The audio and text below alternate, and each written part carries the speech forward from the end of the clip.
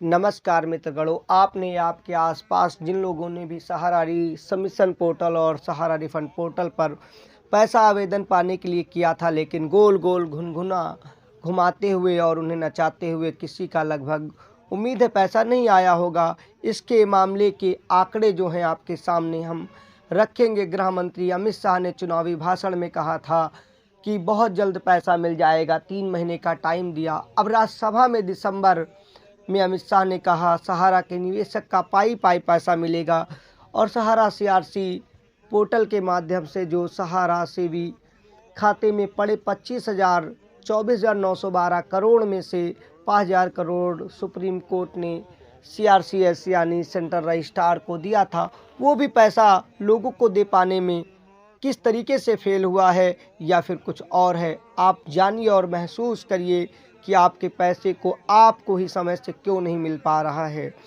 आम निवेशक अपनी गाढ़ी कमाई में से पाई जोड़कर अपने समय के लिए पैसा किया था। कितने साल बीत गए, किसी को पैसा नहीं मिला। अब सहारा से जो 24,912 करोड़ सुप्रीम कोर्ट के आदेश पर सीआरसी के पास गई, वहाँ पर से भी पैसा निवेशकों को क्यों नहीं लौटा पा रहे हैं। अगर नहीं लौटा पा रहे हैं तो किसी भी माध्यम या पारदर्शी तरीके से बनाएं, ब्रांचों को दें या ऑनलाइन वालों को जांच कर या किसी भी अन्य माध्यम से जैसे भी सूटेबल पड़े, लेकिन आम निवेशकों का जो पैसा है कम से कम वो तो उनके पास मिले और समय से मिलना चाहिए। समय पे न मिलने वाला पैसा, यानी कि किसी को आज भूख है, कोई बीमारी के अभाव में ऊपर चला जाता है, तो उसको उस समय पर जिसको पैसा नहीं मिलता उसका फ़ायदा क्या रह जाता है। सहारा के निवेशकों को उनका फंसा पैसा दिलाने के लिए ऑनलाइन पोर्टल की जो शुरुआत की गई थी, लेकिन उनके कितने दावों का भुगतान मिला है, आज इस आरटीआई रिपोर्ट से आपके सामने खुलासा होगा। एक तरफ दिल्ली के जंतर मंतर पर नए साल से अभी तक निवेशक जुटे हुए हैं, लेकिन किसी के कानों में जैसे जूं तक नहीं रेंगती। सहारा में हजारों करोड़ रुपए निवेश करने वाले निवेशक ठगा सा महसूस कर रहे हैं। शासन प्रशासन से लेकर नेताओं तक के बयान क्या हैं, अब बखूबी सुनकर महसूस करिए और समझिए। उन्होंने कहा था कब हो जाएगा, लेकिन क्या हुआ अभी तक, क्यों राहत नहीं मिल पा रही है। जबकि सहारा के पोर्टल यानी सहारा सीआरसी पोर्टल में रजिस्टर करने वाले के भी दावों में दिक्कतें आ रही हैं। इस सबमिशन में भी वही खेल जैसा महसूस होता है। जिन निवेशकों का पैसा फंस गया है, शुरुआती महीने कि कई महीने बीत गए हैं, लेकिन क्यों नहीं आ रहा पैसा, किस वजह से सरकार इसमें स्पष्टीकरण जारी करे और जो पैसा कम से कम वसूल कर नगद जमा हुआ है, उनके पास उसका कैश मौजूद है, वो तो लौटाने का काम करे।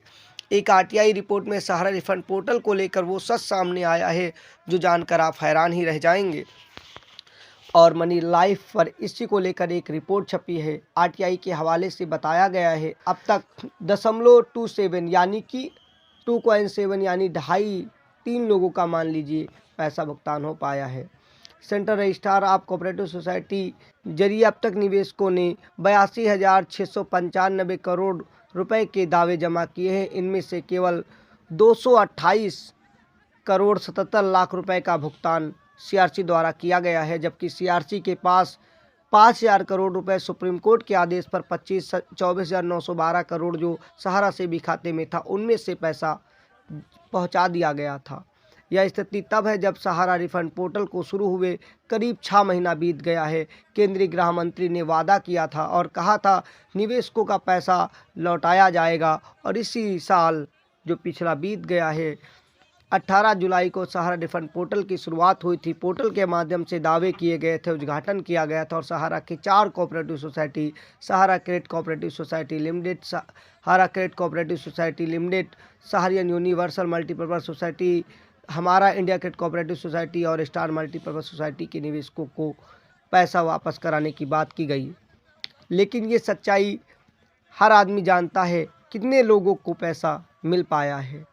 जो कमियां आ रही हैं, ऐसी ऐसी हंसने वाली कमियां बताई जाती हैं जिससे आदमी खुद परेशान हो जाता है। किसी का आधार से एक अंक या किसी का और चीज़ें, किसी के डॉक्यूमेंट को ही बता दिया जाता है कि आप सदस्य ही नहीं हैं। ऐसी रिपोर्टों के बाद भी आदमी परेशान है। आरटीआई एक्टिविस्ट आकाश गोयल ने इस संबंध में सूचना पाने के लिए सूचना कानून के तहत जवाब मांगा। उस आरटीआई में पूछे गए सवालों के जवाब में बताया गया है सीआरसीएस पोर्टल यानी सहारा रिफंड पोर्टल पर अब 1,60,38,266 निवेशकों ने रजिस्ट्रेशन कराया है।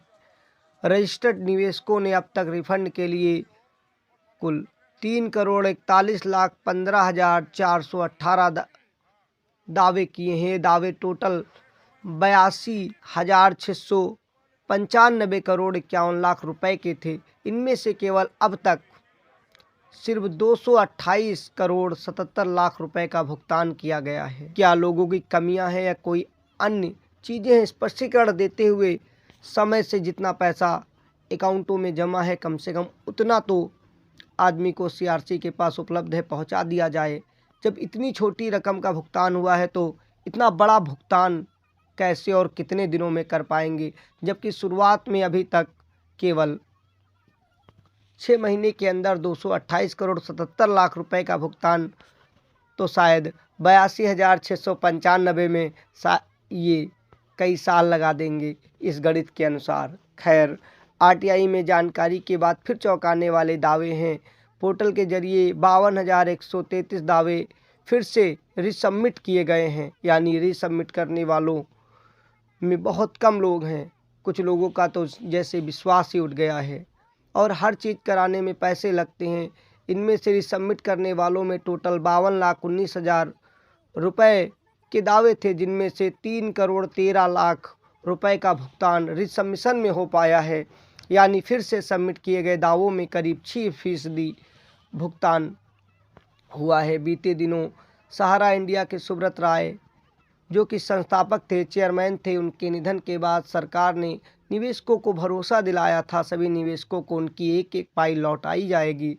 सरकार ने संसद में बताया था और अमित शाह ने तो लोकसभा में कहा, चुनावी भाषण की तो बात ही छोड़ दीजिए, कि छोटे छोटे दावे निपटाए जा रहे हैं। जल्दी सरकार अतिरिक्त फंड रिलीज करने के लिए सुप्रीम कोर्ट जाएगी।